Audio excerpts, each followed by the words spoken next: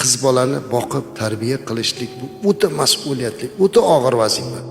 Ayniqsa bugun butun dunyoda fisq fujur ko'paygan bir paytda, ommaviy madaniyat degan turli xil ko'rinishlari kirib kelayotgan bir paytda qizlarimizni iymonda, e'tiqodda, milliy g'ururda, taqvoda ushlab tarbiya qilishlik oson narsa emas. Ammo bugungi kunda qiz ko'rganligi uchun xafa bo'layotgan otalar hali ham borda.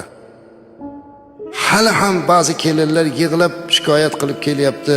Qiz ko'rganligim uchun turmush o'rtog'im haydab yubordi, qaynonam qattiq zulm qildi deyotganlar bor. Qiz ko'rganligi uchun hatto xotinini urayotganlar bor ekan.